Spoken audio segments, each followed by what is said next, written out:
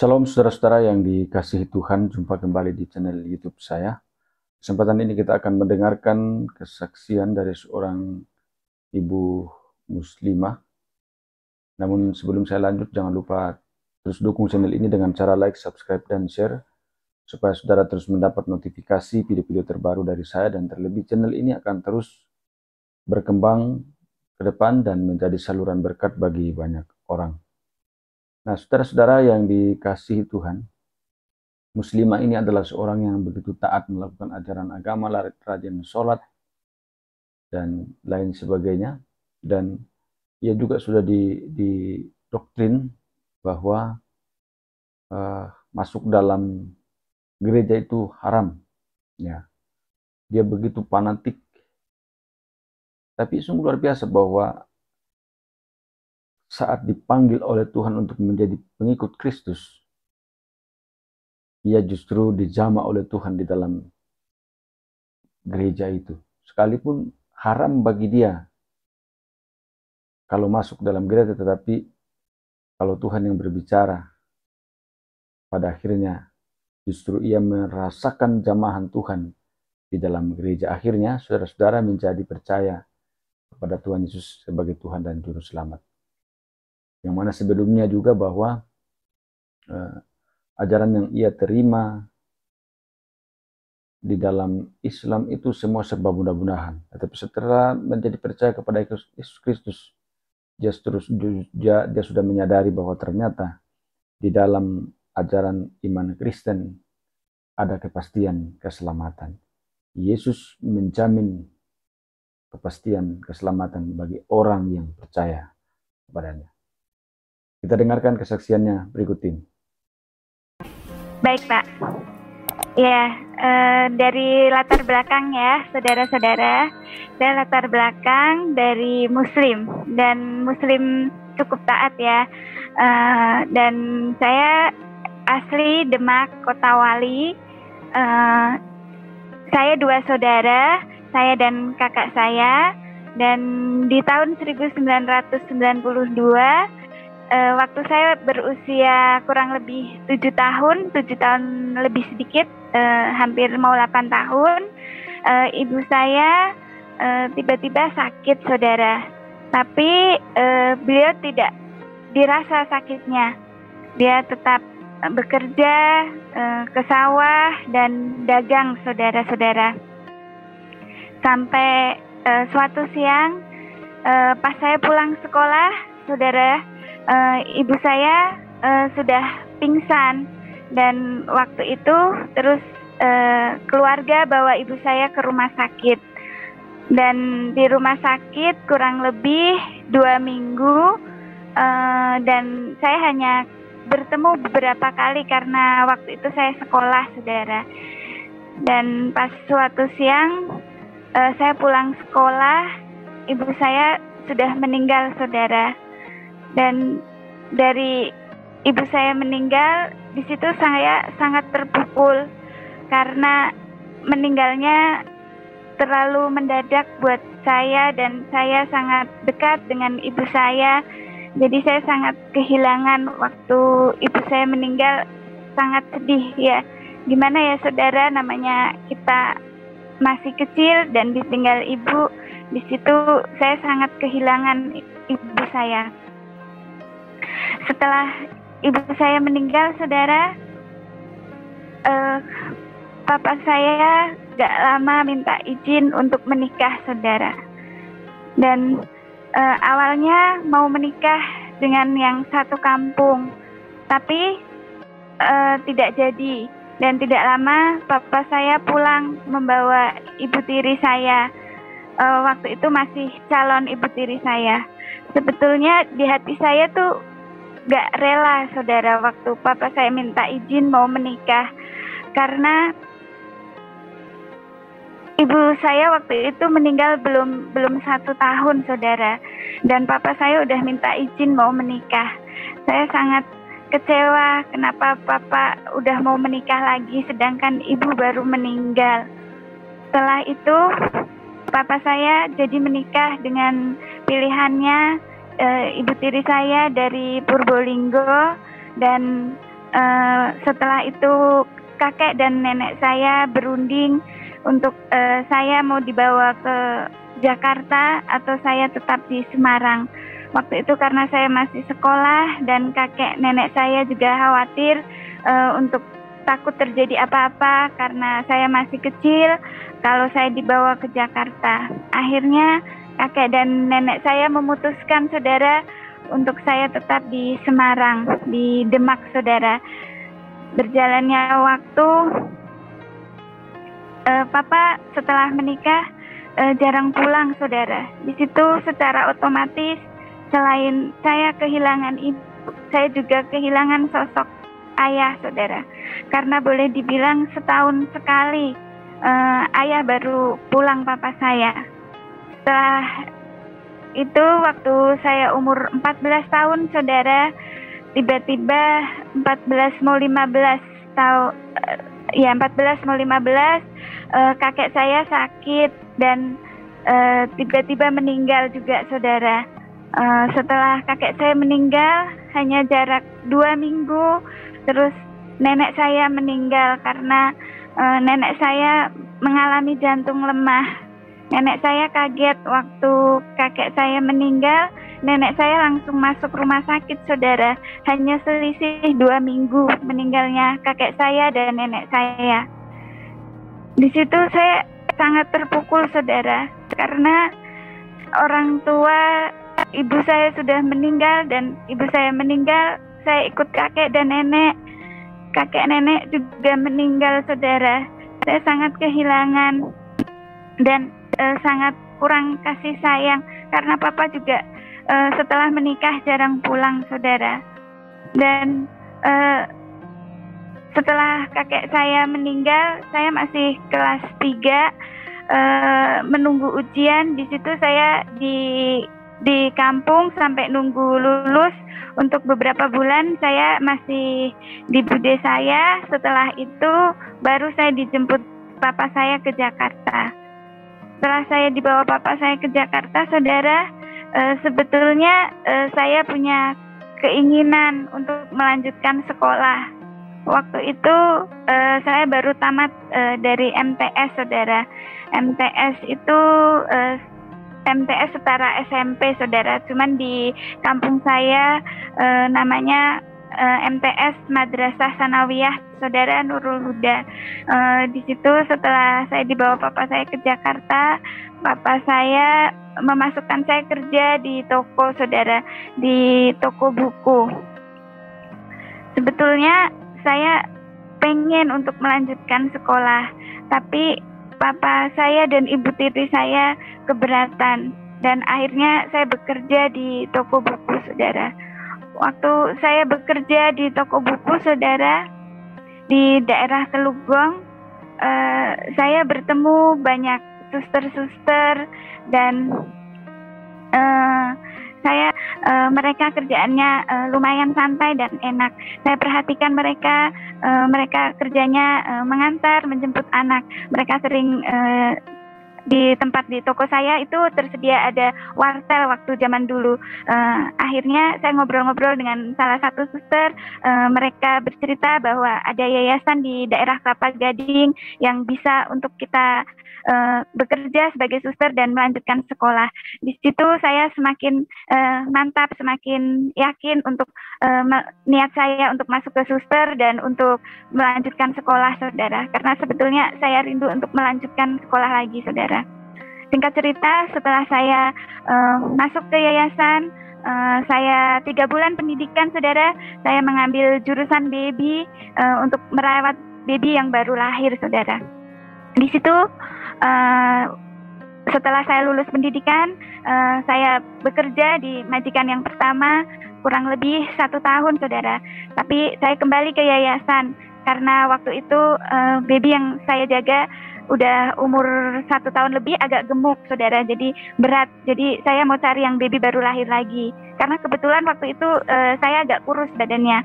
Terus setelah itu ini bos yang kedua, saudara, saya dapat bos yang masih hamil anak pertama, saudara. Dan sebelum 1 minggu kurang lebih dia mau lahiran, saya dijemput sebelum dia lahiran, saudara. Waktu beliau lahiran, saudara, di rumah sakit, saya bertemu dengan teman saya, belum kenal sebelumnya. Dia suster dari kakak bos saya punya kakak, dia punya susternya, saudara. Saya bertemu di rumah sakit. Teman saya ini dari Tasikmalaya. Singkat cerita, saya berkenalan dengan dia.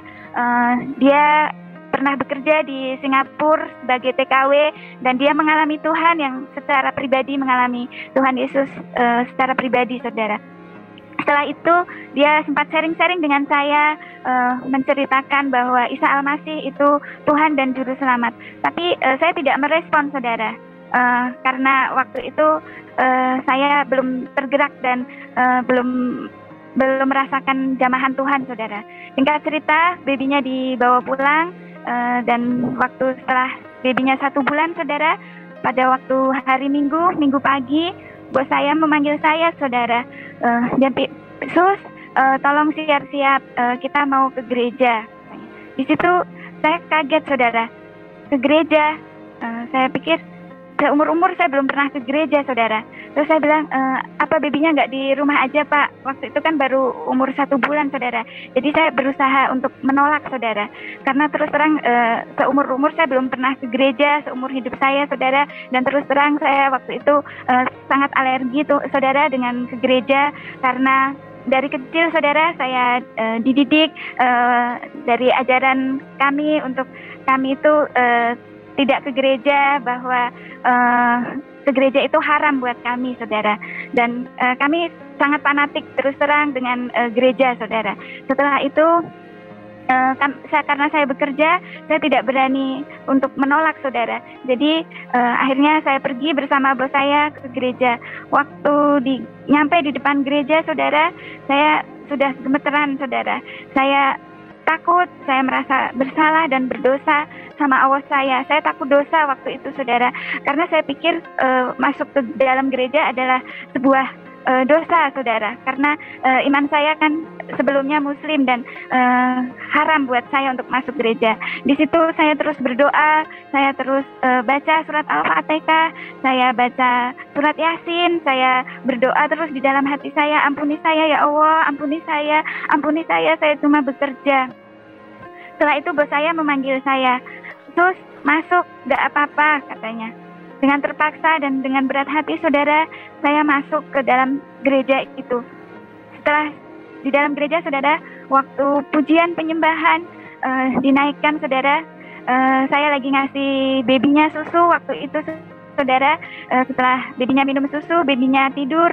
Waktu pujian pertama, kedua, saya sebetulnya sudah merasakan sesuatu, saudara. Saya merasa ngegolak, seperti di hati itu ada sesuatu jamahan yang saya tidak mengerti dan saya tidak pernah merasakan sebelumnya. Setelah itu, saudara, terus mereka lagi berdoa, memuji, menyembah Tuhan. Di situ saya semakin merasa jamahan Tuhan. Tapi waktu itu saya tidak mengerti kenapa tiba-tiba badan saya itu merasa kayak ada aliran listrik seperti kesetrum, saudara, dari kepala, tangan, badan saya merasa getaran yang luar biasa. Saya tidak mengerti. Karena itu pengalaman rohani pertama kali, saudara.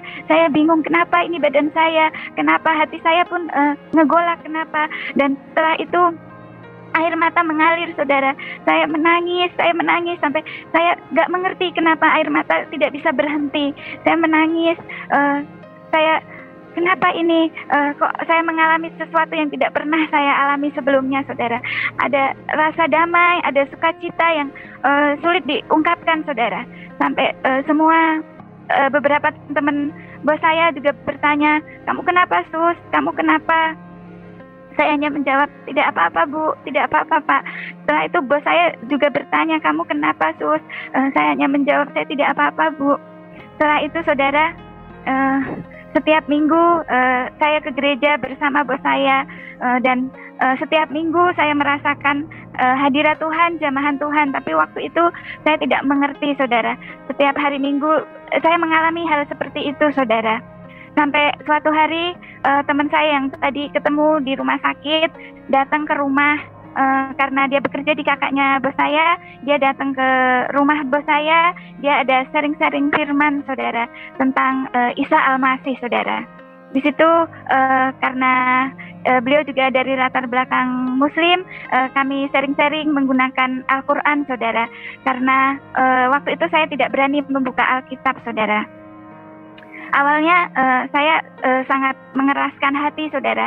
Sampai suatu waktu teman saya datang, dia bertanya, sharing dengan saya, kalau kamu meninggal, kata teman saya, kamu kemana?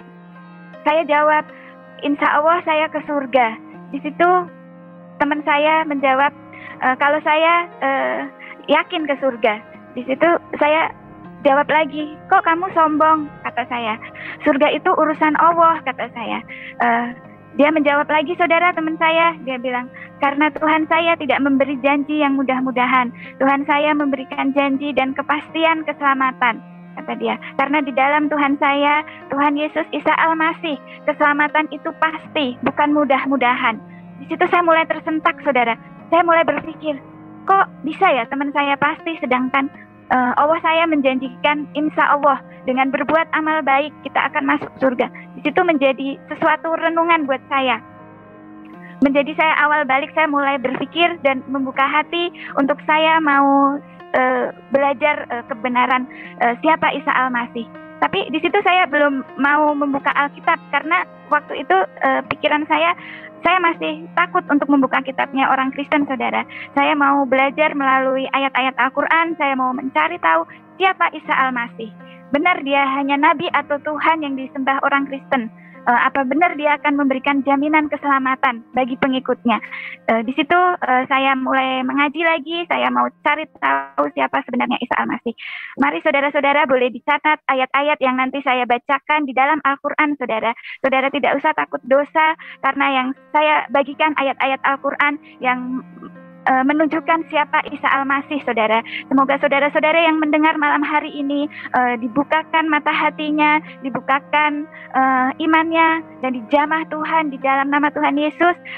Saya mau membagikan firman-firman melalui Al-Quran, melalui pengalaman pribadi saya yang sudah saya pelajarin, saudara.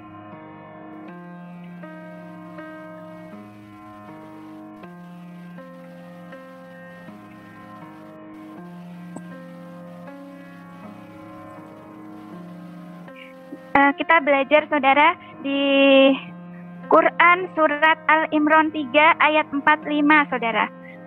Yang artinya, saya bacakan artinya saja, saudara, karena kalau kita membaca ayat Al-Qurannya tapi kita tidak mengerti artinya, itu sama saja kita tidak tahu, saudara. Jadi saya akan bacakan artinya.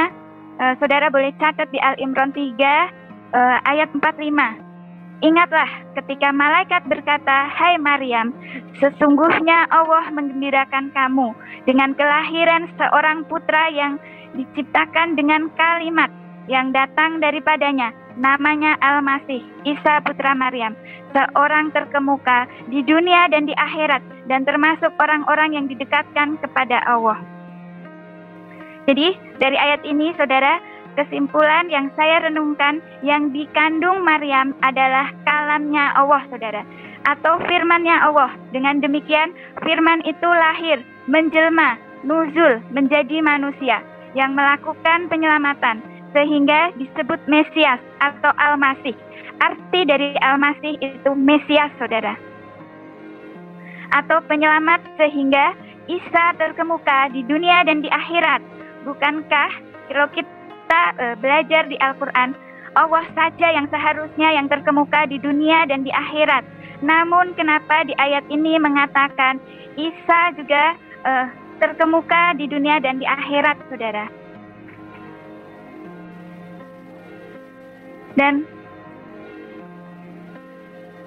Dan jawabannya lagi, saudara, ada pada Qiyas An-Nisa 4 ayat 171, saudara.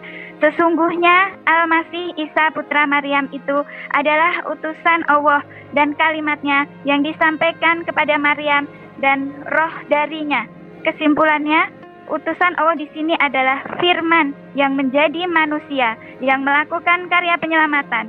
Isa adalah kalamnya Allah dan rohnya Allah itu sendiri. Saya terus belajar, saudara. Saya seperti haus, tapi saya karena latar belakang saya dari Muslim, saya belajar, saya baca hadisnya, saya baca Al-Quran, tapi terjemahnya saya juga baca, saudara.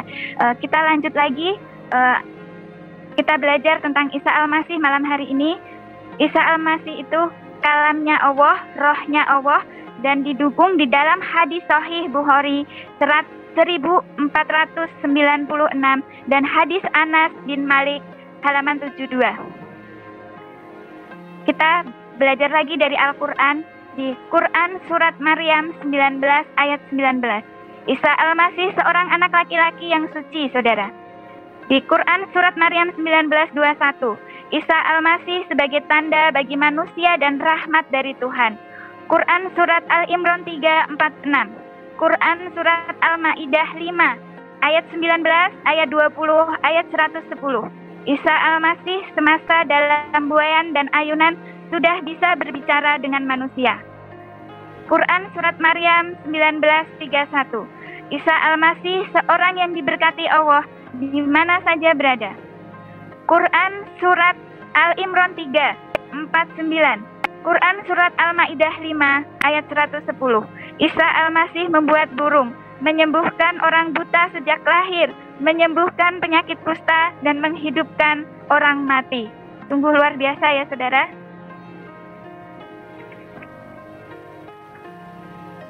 Dan dari hadisnya, hadis Sahih Muslim nomor 127 atau hadis Sahih Bukhari nomor 1090 yang artinya, demi Allah yang jiwaku di tangannya, kata Muhammad.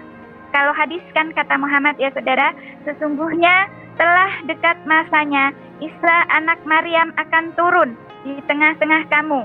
Dia akan menjadi hakim yang tegak, menjadi hakim yang adil, menjadi hakim yang lurus.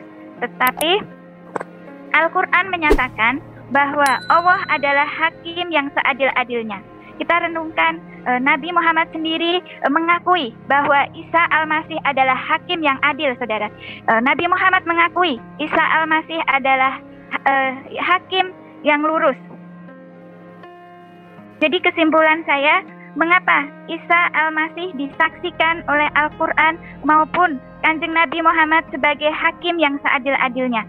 Dengan demikian, kalau kita renungkan, tidak ada nabi ataupun rasul yang dinyatakan oleh Al-Quran ataupun oleh Kanjeng Nabi sebagai hakim yang seadil-adilnya, kecuali Isa Al-Masih.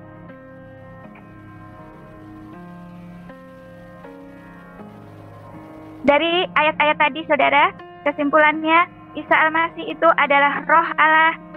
Isa Al-Masih adalah kalam Allah. Isa Al-Masih itu terkemuka di dunia dan di akhirat. Isa Al-Masih itu adalah hakim yang adil. Isa Al-Masih itu mengetahui hari kiamat. Walaupun sudah jelas, saudara, di dalam Al-Quran ayat-ayat yang menceritakan siapa Isa Al-Masih, dan di hadis-hadis yang saya bagikan waktu itu, saudara, saya belum mengakui ketuhanan Tuhan Yesus dan Isa Al-Masih.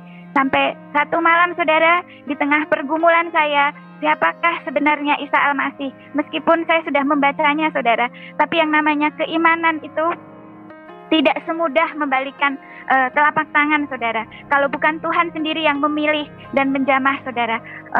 Seperti firman Tuhan bilang, bukan kamu yang memilih aku, tapi aku yang memilih kamu, kata Tuhan. Sampai suatu malam, saudara, di tengah pergumulan saya, pergolakan saya mencari juru selamat, saudara. Semenjak saya ditanya oleh teman saya, kemana setelah kamu meninggal? Di situ karena saya mengalami, saya ditinggal ibu saya, ditinggal kakek saya, ditinggal nenek saya berpikir kemana setelah saya meninggal, saudara. Karena di dunia ini kita tidak harus tua untuk meninggal, saudara. Apalagi hari-hari ini, saudara. Setelah itu, saudara, waktu saya tidur, seperti belum tidur, saudara. Waktu itu saya habis kasih susu babynya kurang lebih jam 12 malam, karena baby itu kalau malam masih minum susu, saudara. Saya rebahan waktu itu. Setelah saya membaca, mengaji ayat-ayat Al-Quran yang tadi saya bagikan ke saudara, saya rebahan dan saya renungkan, siapa sebenarnya Tuhan saya, kenapa Al-Quran sendiri menjelaskan bahwa Isa Al-Masih itu hakim. Di situ saya bergumul, saudara. Tapi setelah itu saya seperti kayak tidur, tapi saya ngalami kayak nyata, saudara. Di situ tiba-tiba, saudara, tengah malam, seperti ada sosok yang tinggi, yang menakutkan sekali, saudara. Seperti kayak kuasa kegelapan, kalau sekarang saya mengerti. Kalau itu kuasa kegelapan, saudara, duduk di atas kepala saya sambil menaruh pedang di atas leher saya, saudara. Mungkin kalau saya pikir sekarang saya udah mengerti keselamatan. Kuasa kegelapan tidak ingin untuk kita diselamatkan, saudara. Tapi karena setiap minggu tadi seperti kesaksian di depan saya, kalau saya ke gereja bersama bos saya, iman timbul juga dari pendengaran. Saya sering mendengar hamba-hamba Tuhan mengatakan nama Yesus itu berkuasa. Waktu malam kejadian itu, saudara, badan saya gemetar dan saya tidak bisa bangun. Saya mau ngomong, mau baca bismillah, mau baca Al-Fatihah, mau baca ayat kursi, tidak terbuka, saudara. Mulut saya seperti terkunci, saudara. Setelah itu, mengapa tiba-tiba yang keluar dari mulut saya, Yesus, tolong saya, Yesus. Saya juga bingung, saudara. Setelah itu, yang hawa gelap tadi, saudara, awalnya kan kamarnya seperti gelap, saudara, hilang seketika. Waktu saya panggil Yesus, tolong saya, itu sosok besar yang di atas kepala saya, yang menaruh pedang di leher saya, saudara, itu hilang seketika, saudara, dan menjadi terang. Kamarnya terang, seterang-terangnya yang saya tidak pernah lihat. Ada seperti terang berkilau di kamar itu, saudara. Di situ saya seperti terlepas, seperti mengalami kayak kelepasan begitu, saudara. Di situ terus saya duduk, saya menangis. Oh Tuhan, ternyata Kau benar Tuhan, Kau telah menyelamatkanku. Terima kasih Tuhan Yesus, terima kasih Tuhan, Kau menolongku. Di situ saya pertama kali mengalami siapa itu Tuhan Yesus, saudara. Seumur sehidup saya, saudara, karena saya dari latar belakang Muslim. Dan setelah itu, saudara, saya semakin yakin bahwa Isa Al-Masih itu Tuhan, Isa Al-Masih itu Juru Selamat manusia. Setelah itu saya sampaikan kepada teman saya dengan apa yang saya alami dan saya berkomitmen dan saya mau untuk dibaptis, saudara. Setelah itu teman saya mengantarkan saya baptis, saudara. Saya baptis di Kelapa Gading, di Gereja Tiberias. Waktu itu Pak Pariaji yang melayani, saudara. Waktu dibaptis, saudara, waktu saya diangkat, saudara, sekali lagi Tuhan menunjukkan kebesarannya. Saya melihat salib, saudara, di atas berkilau. Waktu saya habis tenggelam, diangkat begitu, saya melihat ada salib, saudara. Di situ semakin Tuhan meneguhkan bahwa benar apa yang saya pilih, bahwa Yesus itu benar-benar Tuhan, saudara. Setelah saya dibaptis, saya pergi baptisnya diam-diam, saudara. Saya tidak minta izin sama papa saya. Dan setelah beberapa bulan dari saya baptis, saudara, saya mengalami sakit. Waktu itu datang bulan saya sering tidak teratur, dan kalau pas lagi datang bulan itu sakitnya luar biasa, saudara. Sakit sampai saya tidak bisa bekerja lagi. Dan ada benjolan di dalam perut saya, saudara. Tapi benjolan itu kadang hilang, kadang ada. Kalau lagi sakit ada, terus hilang. Seperti itu, saudara. Sudah dibawa ke dokter, tapi dokter bilang tidak ada apa-apa. Setelah itu, tapi kok sering sakit gitu, saudara. Pas suatu siang, bos saya memanggil hamba Tuhan, dan teman saya melayani saya, saudara. Waktu itu kita di apartemen, saya dilayani, saudara, oleh hamba Tuhan dan teman saya ini, saudara, yang tadi saya ceritakan. Di situ Tuhan melawat saya mengalami manifestasi, saudara, mengalami jamahan Tuhan yang sangat luar biasa. Di situ Tuhan mau untuk saya melepaskan kepahitan, saudara, kepahitan yang saya simpan selama bertahun-tahun, saudara. Tuhan, hamba Tuhan itu mendoakan saya, dan dia berkata untuk saya, ampuni papa kamu, katanya. Ampuni papa kamu, kata hamba Tuhan ini. Di situ saya dijamah Tuhan, saya menangis, tapi saya belum mau untuk mengampuni papa saya, saudara. Karena saya sangat menyimpan kekecewaan saya sama papa saya, saudara. Karena dari kecil saya kurang kasih sayang dari papa saya, dan papa saya menikah lagi, itu saya sangat menyimpan kepahitan, dan saya sangat kecewa sama papa saya. Waktu itu yang di pikiran saya, kenapa papa saya cepat melupakan mama saya, kenapa papa saya cepat menikah, padahal waktu itu mama saya baru meninggal, saudara. Setelah itu karena Tuhan menjamah saya mau Tuhan, saya mau taat Tuhan, saya mau Tuhan untuk mengampuni papa saya mau Tuhan, saya mau taat, saya mau mengampuni papa saya, Tuhan. Setelah didoakan, saudara, puji Tuhan, saya sembuh, saudara. Dan seperti janji saya sama Tuhan, saya mau taat, saya mau mengampuni papa saya. Akhirnya saya mengambil izin, saudara. Saya cuti, saya datang ke rumah papa saya. Karena kasih mula-mula, saudara, saya menceritakan tentang Isa Al-Masih kepada papa saya. Di situ saya datang ke papa saya, saudara. Saya bilang, Papa, saya sudah mengampuni papa. Saya maafkan saya, papa, saya ikut Isa Al-Masih. Di situ reaksi papa saya, saudara.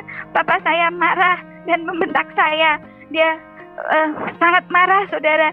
Dia bilang, saya ini gila, saya ini kafir, saya durhaka.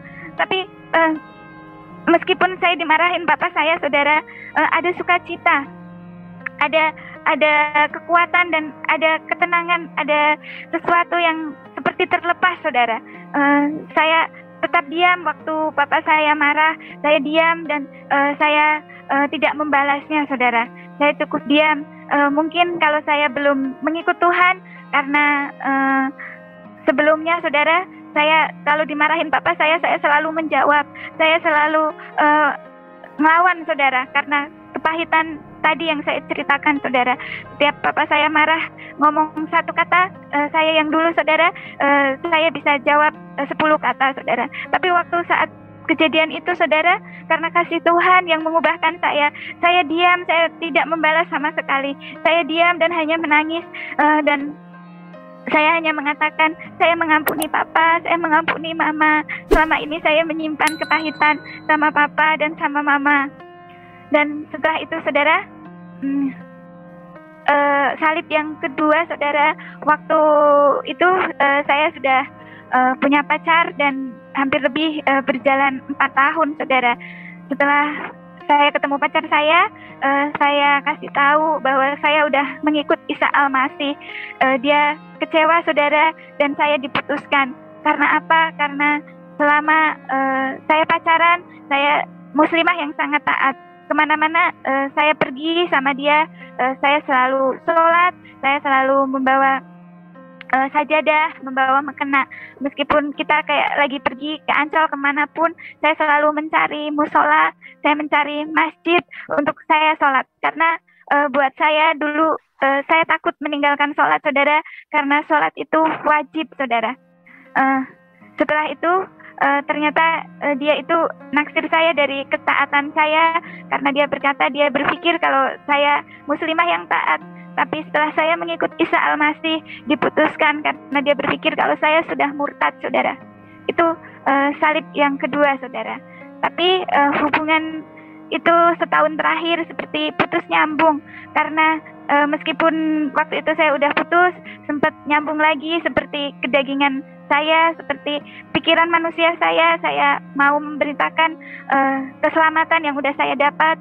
Pikiran saya mau untuk Tuhan juga jamah dia, saya sharing-sharing, saya kasih tahu firman Tuhan.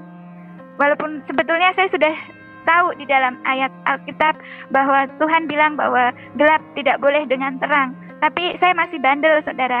Saya masih, Tuhan, kalau Engkau menyelamatkanku, aku juga rindu untuk Tuhan mau menjamah dan menyelamatkan dia, saudara.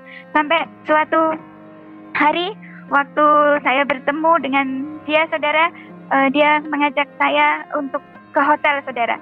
Dan di situ saya sempat bertanya, kenapa ke hotel, kata saya. Dia menjawab, untuk kita sharing-sharing biar nggak didengar orang, karena yang kita bicarakan akidah, jadi agak sensitif waktu itu kan. Kalau di hotel pikir saya juga nggak didengar orang, pikiran manusianya saya ngikut aja, dan bodohnya saya ngikut aja masuk, saudara. Awalnya ya seperti biasa, layaknya kita pacaran, saudara, kita ngobrol-ngobrol, kita sharing-sharing. Tapi alhamdulillahnya waktu itu selama pacaran 4 tahun, saudara, saya selalu mengingat pesan nenek saya bahwa saya untuk menjaga kehormatan sebagai perempuan. Dan alhamdulillahnya selama 4 tahun itu dulu saya hanya pacaran biasa, tidak pernah melakukan hal-hal yang dilarang agama. Tapi waktu kejadian di hotel itu, saudara, ternyata dia punya niat tidak baik sama saya. Dia merencanakan yang tidak baik, saudara. Dia berusaha untuk mengambil kehormatan saya, saudara. Di situ penyertaan Tuhan sempurna, saudara. Waktu dia sedang berbuat tidak baik kepada saya, saudara, secara manusia, yang namanya di dalam hotel, saudara, 1 lawan 1, otomatis secara manusia saya kalah, saudara. Tapi inilah penyertaan Tuhan. Kuasa Tuhan dinyatakan dalam hidup saya walaupun dalam lembah kekelaman, saudara. Waktu itu saya berteriak, Tuhan Yesus tolong saya, dan dia terpental, saudara. Dan setelah dia terpental, dia mengurungkan niatnya. Di situ saya bersyukur, terima kasih Tuhan, terima kasih atas penyertaan-Mu Tuhan, terima kasih Tuhan baik, Tuhan masih menolong dan menyelamatkan saya, membela saya meskipun saya sudah di lembah kelam, saudara. Puji Tuhan, niat tidak baiknya dia dibatalkan karena pertolongan Tuhan. Dia mengurungkan niatnya dan dia berkata sama saya, itu sebetulnya dia sudah direncanakan, saudara. Dia rencana emang sengaja mengajak saya ke hotel untuk supaya saya bisa kembali lagi ke Muslim kalau saya sudah kehilangan kehormatan saya. Di situ saya sangat mengucap syukur Tuhan melindungi saya. Dan setelah kejadian itu, saudara, saya berdoa, masih Tuhan tunjukkan siapa dia sebenarnya. Padahal Tuhan udah kasih lihat dan Tuhan udah tolong saya. Sampai saya bergumul, saya berdoa, saya bawa dalam doa. Sampai suatu hari waktu kita bertemu lagi, dia menceritakan bahwa dia sudah pacaran sama teman saya dan dia sudah melakukan hal yang jauh, hal yang lebih dari pacaran. Di situ saya dengan yakin saya putuskan dia dan saya mau sungguh-sungguh mengikut Tuhan. Itu ujian iman saya yang kedua, saudara. Setelah itu saya pun mengalami ujian, saudara, dari teman-teman kerja saya. Semenjak saya mengikut Isa Al-Masih, saya mengikut Tuhan, semua teman-teman saya menjauhi saya, saudara. Mereka sering mengatakan di belakang saya, kalau saya ini udah jadi murtad, saya ini kafir, dan pokoknya sikap-sikap sinis, sikap-sikap tidak suka itu terlihat sekali, saudara. Di situ Roh Kudus terus memimpin saya untuk saya terus sabar, untuk saya bisa tidak menjadi batu sandungan, untuk saya bisa menjadi berkat buat teman-teman agar nama Tuhan bisa dimuliakan melalui kehidupan saya, melalui pekerjaan saya, saudara. Saya mau menjelaskan apa yang teman-teman pikirkan tentang saya, bahwa mungkin teman-teman berpikir saya ini mengikut Tuhan Yesus karena bos atau karena pekerjaan. Itu tidak benar, saudara. Kalau hanya karena pekerjaan, di luar sana banyak pekerjaan, saudara. Tapi karena kasih Tuhan yang memilih saya, bos saya tidak pernah menginjili saya atau menceritakan Tuhan Yesus. Kami profesional hanya sebatas kerja, saudara. Itu Tuhan yang memilih saya, saudara. Dan saya juga mempelajari sendiri melalui ayat-ayat Al-Quran. Dan Tuhan Yesus yang menyatakan pribadinya. Dia datang menolong saya berkali-kali. Waktu saya dalam kebimbangan, siapakah Isa Al-Masih? Saya mengalami Yesus hadir di kamar saya. Yesus hadir membebaskan saya. Malam itu yang saya ceritakan tadi, itu saya mengalami, saudara. Jadi iman saya bukan karena ikut-ikutan. Agar teman-teman di luar sana yang mendengar, mungkin selama ini mereka hanya ngomongin saya di belakang. Mungkin selama ini mereka berpikir, karena apa saya menjadi Kristen. Itu tidak benar, saudara. Saya mengalami kasih Tuhan. Saya mengalami damai sukacita yang tidak pernah saya alami. Saya mengalami ketenangan hati meskipun saya mengalami masalah, saya mengalami sukacita, saudara. Untuk teman-teman saya kalau menonton video ini, acara live ini, saya tetap bergumul mendoakan kalian. Saya pun rindu untuk para teman-teman saya yang bekerja, para asisten rumah tangga, para suster-suster Bang, untuk mengalami jamahan Tuhan, karena Isa Al-Masih itu Tuhan dan Juru Selamat. Kalau teman-teman di luar sana mungkin berpikir karena apa, itu semua karena anugerah Tuhan, saudara. Karena akhirat itu, saudara, itu tidak bisa kita hanya mudah-mudahan. Kita harus pintar, saudara. Kita mencari yang pasti, saudara. Karena apa? Tuhan yang benar itu memberikan janji yang pasti, saudara. Kesempatan kita selama kita hidup itu kita diberikan hak bebas. Kita mau memilih jalan yang sempit tapi kepastian, atau kita memilih jalan yang lebar tapi ujungnya menuju neraka. Maaf teman-teman, maaf saudara-saudara, tapi saya mengalami ajaran-ajaran yang sekarang itu memang berbeda, karena ajaran Tuhan Yesus mengajarkan kasihilah musuhmu dan doakan, saudara. Di situ saya mengalami belajar untuk mentaati firman Tuhan. Kalau waktu dulu yang ada, saya kalau disakiti, saya menyakiti balik, saudara. Kalau saya dimarahin, saya marahin balik. Tapi di sini saya mengalami, saudara, untuk saya bisa mengasihi orang yang menyakiti saya. Dan puji Tuhan, saudara, Tuhan mengubahkan saya.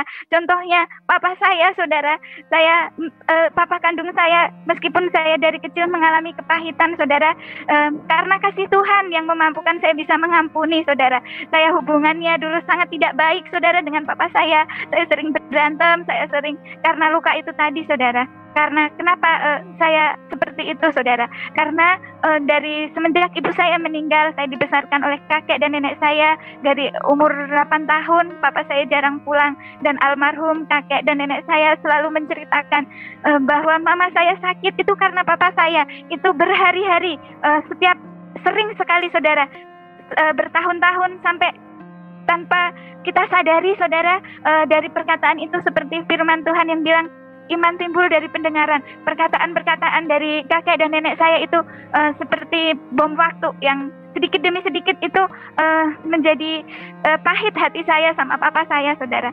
Karena almarhum nenek saya, kakek saya sering mengatakan mama saya itu mengalami tekanan, mengalami sakit hati karena kakek saya, menurut waktu itu saya masih kecil, belum mengerti.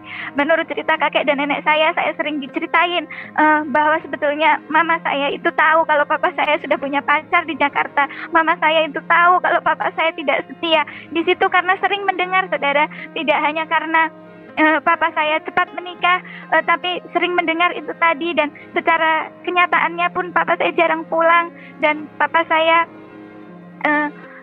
menikah sangat cepat. Di situ saya semakin yakin dengan apa yang dikatakan oleh almarhum kakek dan nenek saya. Di situ saya semakin, ternyata papa saya seperti ini, ternyata papa saya begini, saudara. Tapi karena kasih Tuhan, Tuhan Yesus yang mengajarkan untuk kita mau mengampuni orang yang menyakiti kita. Di situ Tuhanlah yang memampukan saya, yang memberikan saya kekuatan untuk menyakiti, untuk memaafkan setiap orang yang menyakiti kita, saudara.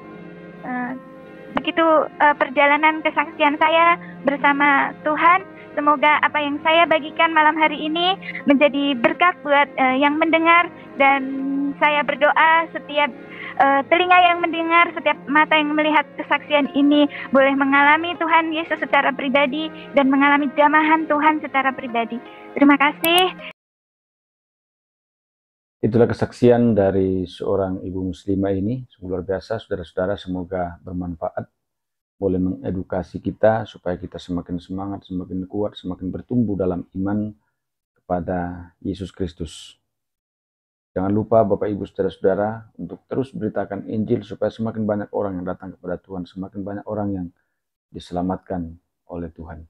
Pergilah, jadikanlah semua bangsa muridku dan ajarlah mereka melakukan segala sesuatu yang telah kuperintahkan kepadamu. Ini adalah perintah Tuhan Yesus, saudara-saudara, supaya kita memberitakan Injil dimanapun kita berada. Ini adalah tugas tanggung jawab kita sebagai orang percaya, sehingga semakin banyak orang yang percaya Tuhan Yesus sebagai Tuhan dan Juru Selamat secara pribadi.